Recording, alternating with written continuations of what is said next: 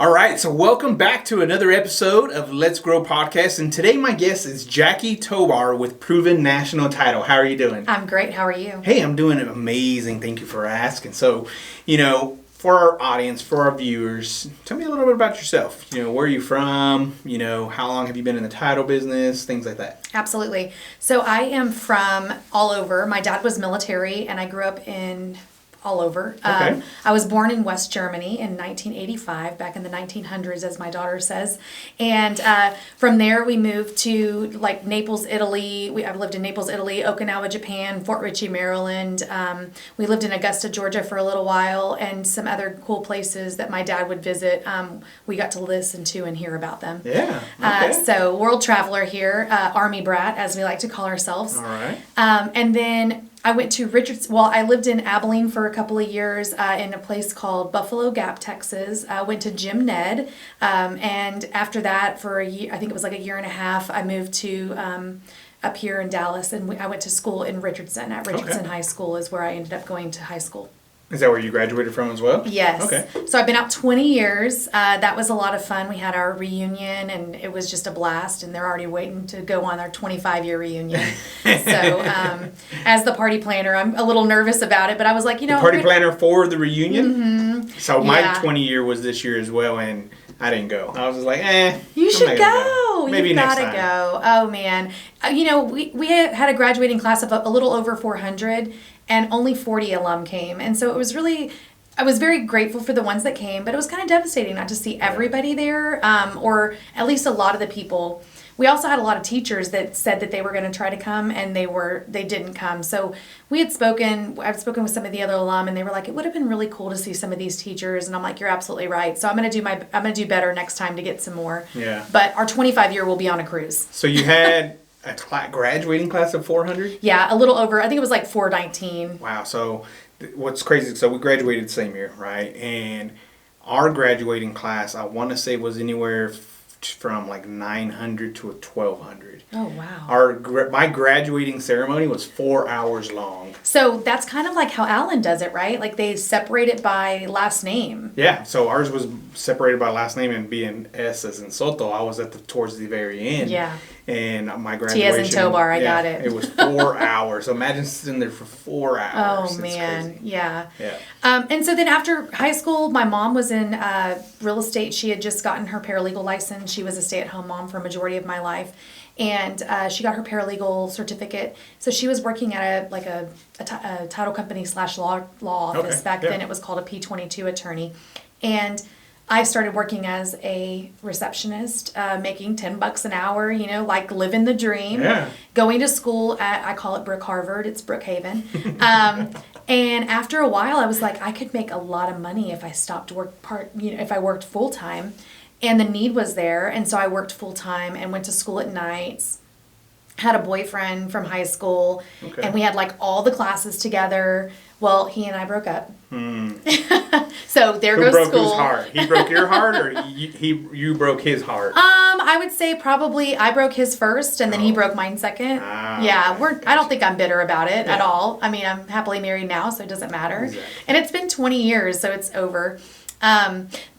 So then after that, I just loved the title world. I loved every day there was something new that you could learn, and I just stayed with it. And so 20 years later, I am an owner of Proven National Title. Nice. I'm the owner of Proven National Title. Here in Wylie. Yeah, nice. Downtown Wylie. I love it. It's amazing.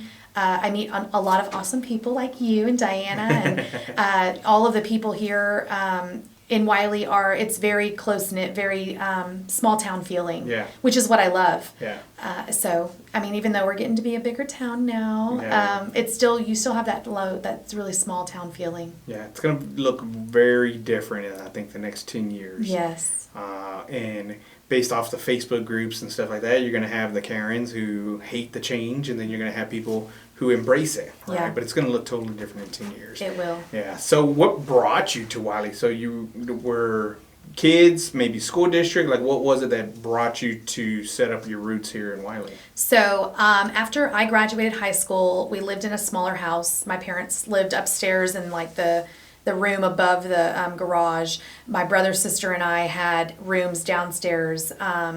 And then we had like a little bit of a party area, like in what we called it a solarium. It was like a huge open space with tons of glass. Yeah. And then we had a pool table, so we were kind of like party house-ish. Okay. Growing up, I had a lot of parties there. A lot of my friends would come. I would just go up and down the hallways at Richardson High School being like, party at my house. And I forgot to mention, I lived like 7 houses down from the school. So it was walking distance. I still would drive to school. Skip parties were there and everything else, right? Yes. A teacher needs mustard? You got it. I'll be right back. And I ran to my house and came back that quickly. It was faster for me to walk to school, but I would still drive. Just because you want your car at the end of the day. Yeah. But after I graduated high school, my parents found a house in Wylie. Okay. And they moved out here. And my brother finished school. He went to one of the Wylie, I think it was Wylie High. I don't think East was developed. And then he left, or when he moved, I guess he stayed, my parents were like, okay, they ended up starting to raise my sister's 3 kids. This house was bigger for them. They built a pool. They did all sorts of stuff. It's a house with a guest house, so it had capability to still have that party vibe. Yeah. Because my parents liked that. They enjoy entertaining. Yeah. And then years and years later, fast forward.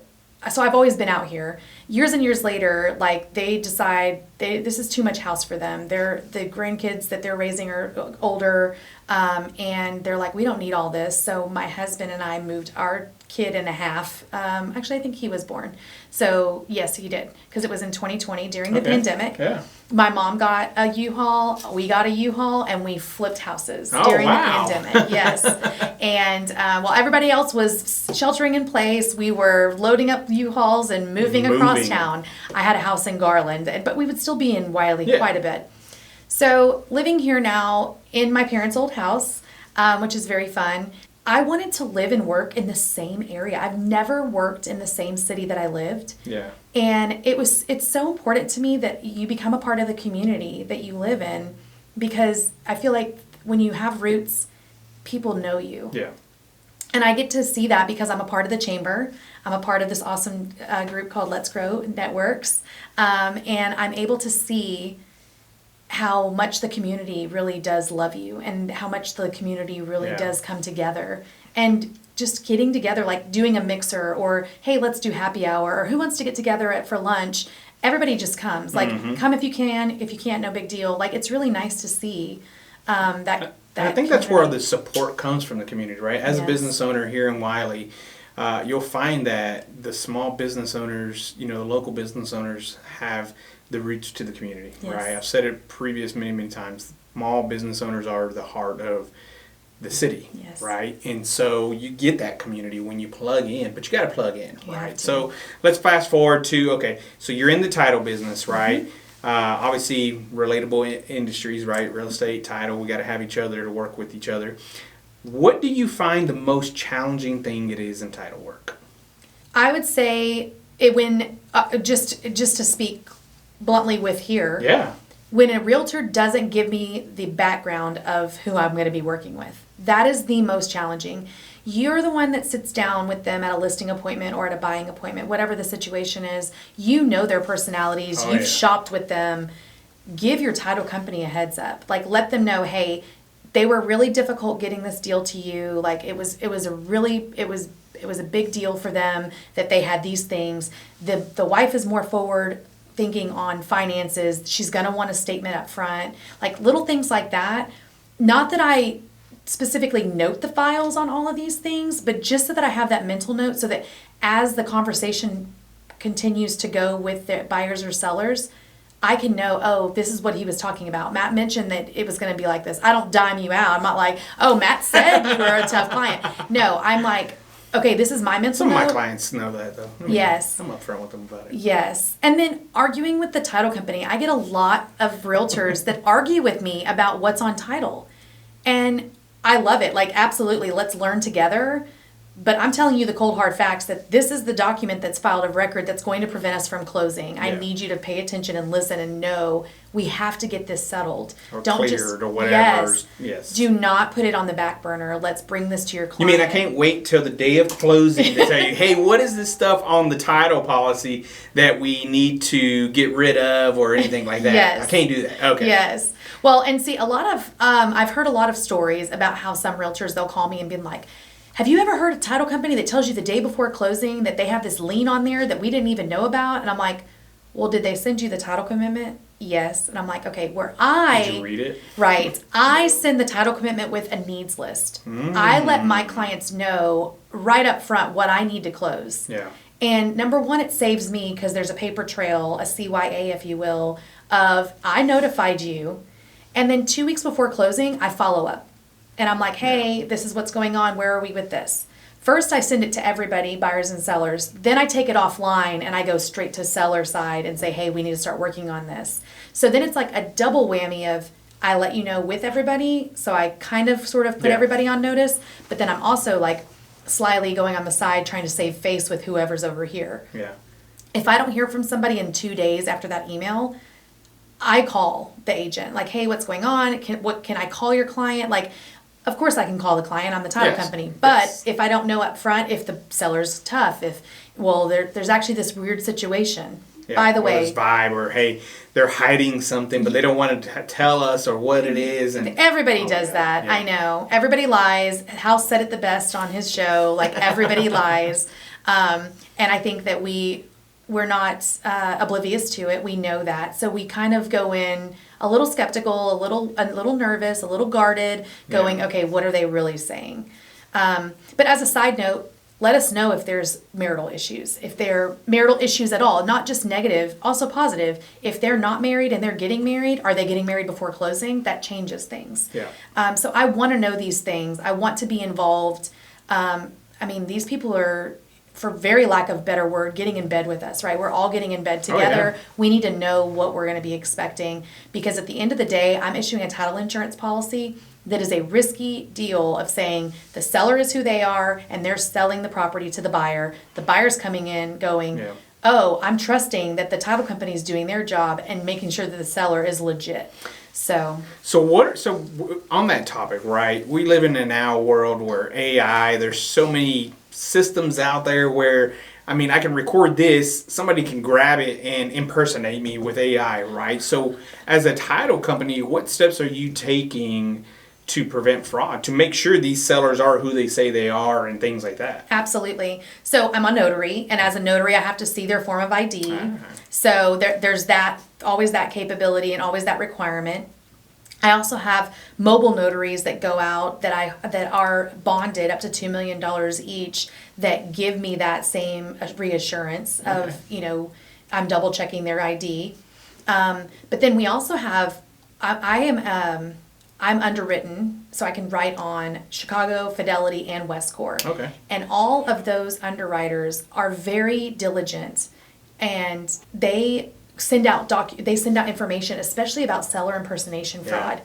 I mean, that is so rampant right now in the industry. I honestly, I get a little sad. Like, what? People don't have anything better to do than to do this? But then it's kind of smart. Like, these people that don't have anything better to do literally sit around thinking of ways to just scam people. Yeah, it's crazy. And so then it makes me sad, but then it makes me happy. Like, these people that scam people, they should put that to better use. Oh my God, yes.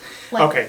So as a business owner, right, you wear a lot of many hats, right? You are the owner of Proven National Title. So how do you get through your days? How do you get through your months, through your years as being an entrepreneur and doing everything, by yourself, or maybe you have help or a team? Like, what does that look like? But at the end of the day, I mean, owning a business, people think I'm going to go into business because, it's easier.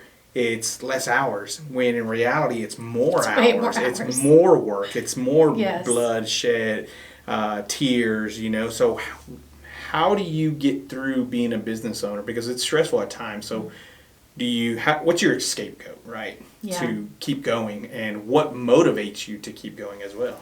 So something I mentioned earlier is I have a husband. I've got 2 kids. One's 14, one's 4. And my daughter plays select softball, very active in the softball community. Travel. Oh. Yes. So we went to Houston, I think 2 or 3 times this fall. In the spring, it's actually more active, so we'll be traveling a little more. Yeah. I have a very supportive husband. If it weren't for Jason, I would not be able to own my own business and do what I'm doing, or else I would lose everything. And he and I have those conversations. Those are tough conversations that we have. And I sometimes I'm like, you are not patient with me, but if once the time is expired, right, and you actually go back, you're like, he is the most patient guy with me and all of my emotions going through owning my own business, because it's not easy. No.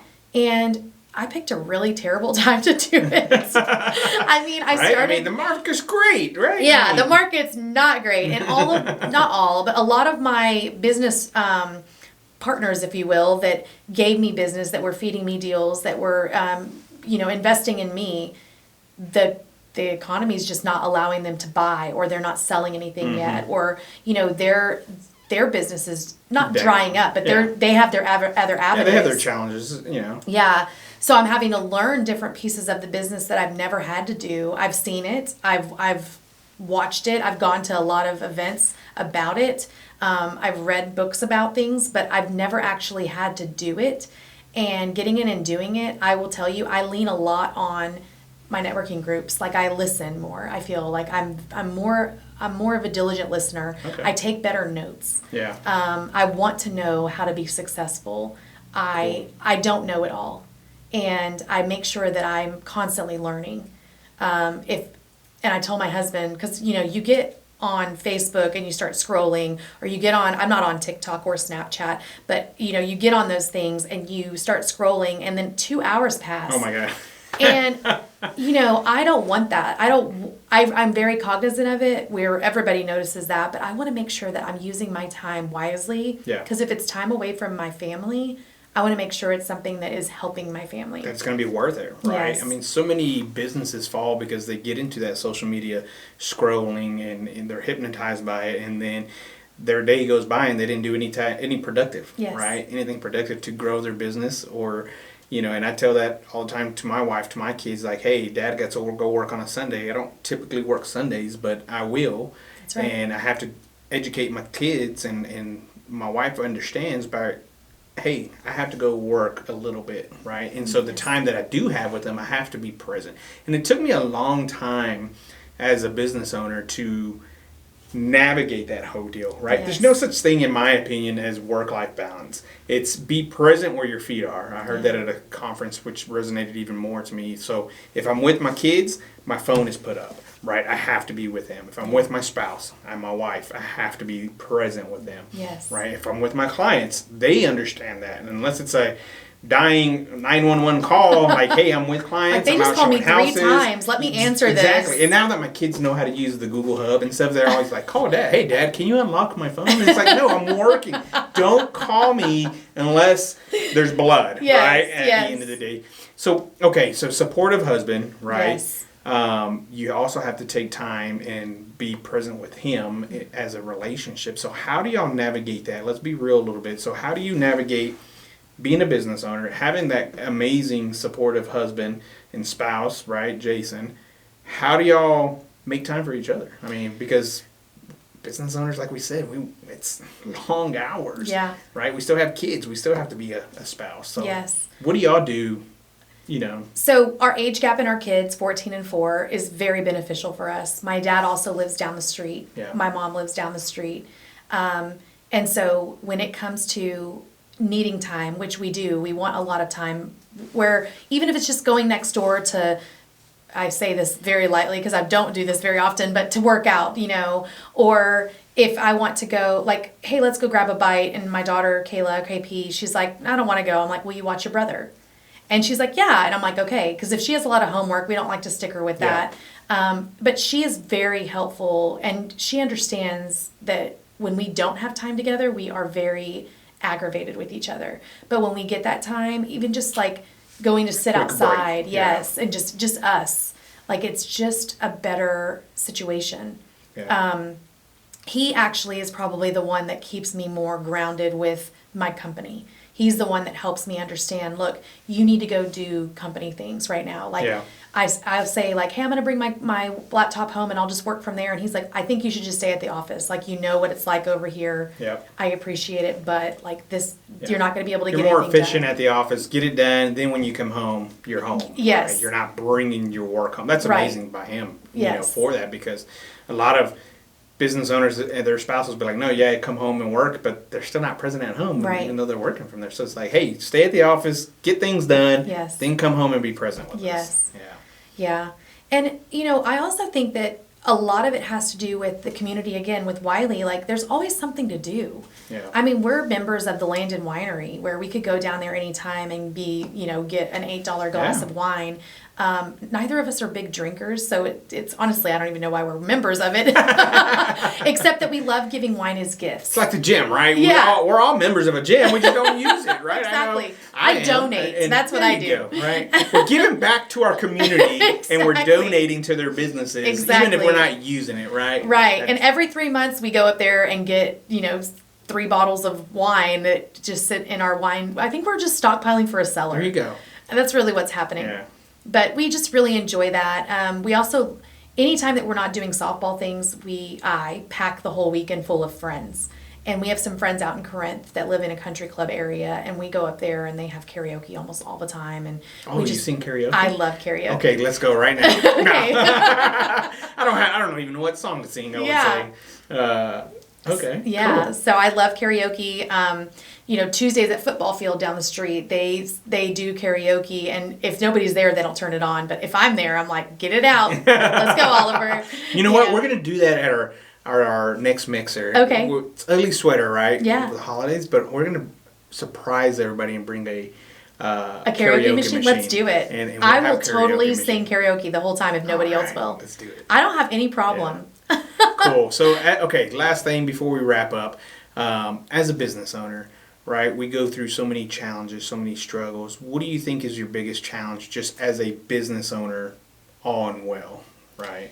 So, this gets me a little emotional, but some of my best friends don't even use me for title. Like, they go to their realtor and their realtor's like, well, I really have a relationship with this person. Or, well, we tried it with her and that deal fell through. Maybe we need to change it up. And to me, like, as a business owner, the best way to support me is to give me a deal. Like, I would do that for you. I would, you say that you own a Starbucks, you bet your butt I'm at your Starbucks, even if it's 20 miles down the road, things like that. Like, I want to support my friends. I want my friends to support me. And I even have family that haven't used me. Yeah. And they bought and sold in Texas. And so, little things like that, like, it really opens my eyes. Like, what am I doing wrong or not wrong? What can I do better? Right? Glass half full. What can I do better to make sure that, number one, people know that I'm a business, that I own my own business. I'm not just working for someone else. And number two, that they want to give me a deal, that they trust me enough with their ins and outs of their life, right? Because, like I said, we get in bed together. Like, there are financial stuff. I don't tell anybody's financial stuff. And honestly, I can't tell you what my closing last week made on. I don't look at that stuff. I want to see what you do because I think that that's intriguing. It's a talking point of like, hey, I saw that you did this, blah, blah, blah. But yeah, like, I don't know. That's probably the toughest thing is to get your family and friends to buy in. Yeah, and I think a lot of businesses, small business owners, when we start, that's almost a damaging relationships, right, topic. But I've been doing this now almost a decade, and I've learned, like, hey, some people are going to use you, some aren't. Yeah. It is what it is. Mm-hmm. But sometimes it's asking them, right, asking your friends, like, hey, why didn't you use me on this transaction? Or, hey, why did, I'm sure you have realtor friends, right? So what is it? Where's the gap that the reasons you aren't using it? And as a business owner, you just got to sit back, shut up, and listen to their constructive feedback, right? Absolutely. So sometimes it's asking them because sometimes maybe they know that they have all these tough clients and they don't want to give you that stress and be known for, oh shit, Bobby Joe's always sending me, all these tough ones and stuff, but that's what they're attracting on the client side, right? So maybe it's that. I mean, but that's a big struggle for a lot of business owners, right? But and then maybe asking those friends like, hey, cool, I get it. You don't want to use me as your title company, but there are other ways to support me, right? Yes. Maybe, hey, share with your office, share with other agents that you know, right? Okay. Things like that, because unless we're educating people of how to use us or what we can use them for and things like that, we have to educate them, right? Yes. We have to let them know how they can support us. We have to teach them how they can support us. Absolutely. Not just by using us, because there's share my post, like my page, invite Which everybody costs to nothing it. to them. It's free, right? But sometimes I think as business owners, we dwell on the fact that, oh my God, they're not using me, and we don't ask or we don't teach them like, hey, I understand you don't want to use me. Cool, no worries, we're still friends. But there are other ways you can support me. Yes. How about you go tell all your other agents in the office about me, right? Absolutely. How awesome. I have an amazing personality and things like that. So maybe try that with them and see where that goes, right? Because that's an easy way to build your business, but we have to educate the people about it. So. Absolutely. And I think it's harder for me, maybe even you, we don't have something tangible they get. It's not like we can give them a gift card and they can come use us. Exactly. Like that's not the way that we are. We're not a tangible thing. We're not a Starbucks. We're not a Target where you get a gift card. Like we don't have things that we can give you. But I will say, if you close with me, you're probably going to get one of my tumblers, which are awesome. Which are right? awesome. I mean, I wish I had it. I didn't even think about it. Though, right? Most people don't know that we have our hands tied sometimes, and we're bound by certain ethics where we hold our license that we can't just give people all these amazing things and money for sending business our way. Plus, it's like, what kind of relationship is that? If I have to give you something in order to support me, then maybe that's not the relationship I want to build with that person and individual. Right. Because then a lot of times you're going to see whether they are a true friend or not. Right. Because if they're like, well, you don't pay me, or you're not giving me a gift, or you're not doing this, and it's like, well, shit, you know what? That ain't the relationship I want. That's not the friendship I want. That's right. And I mean, how many times do you go out and you're like, oh man, I really like your hat, or oh man, I really like your shoes, and people are like, thanks, I got him here. That's immediate word of mouth of like, hey, I mean, unfortunately for a title company, it's not like, hey, I like your house. They're not like, oh, I've closed with this title company. It's like, oh, you got to use my realtor. So, and then that's why building the relationship with the realtor is so important for a title company. But then also on the other side, you do have some buyers and sellers that want to do it for sale by owner. And they do have the power to choose a title company. They can make that choice. Yeah. They can make that a negotiation factor. And I think that that's where we love the realtors being that person, because y'all have the most exposure. But getting the information out of like, look, if you already have a relationship with somebody, you can tell them this is who you want to use. Yeah. Just like you get to pick your lender, you get to pick your insurance company, you can pick your lawn guy, you can pick your inspector, you can pick all of the things. But your realtor obviously is going to have the most information and know who they can depend on the most of things. Yeah. So, absolutely go with your realtor choices. But if you have that personal relationship with somebody already, don't be afraid to tell them, hey, we have to close with my girl Jacki. Jacki Tobar, proven national title, that's who I'm going to close with. Yeah. And that's how I operate. And that's where, if I'm adamant, like, no, I've got to use this person, I'm going to be very firm in my belief of I've got to use this person. Yeah, and try her once, guys, right? Agents out there, I mean, let her earn your business, right? And, on that first one, and she'll win you over, right? So how can everybody get a hold of you? My phone number is 214-766-6918. That is my cell phone number, text message, call.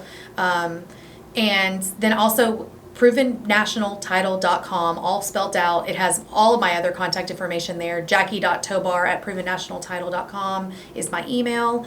And I would love to do business. My motto has always been, give me one, I'll earn the rest. And you'll find out why once you use me. It's just a proven process, and that's why I chose the name Proven National Title. Well, there you go, everybody. Hey, agents out there, give her a try.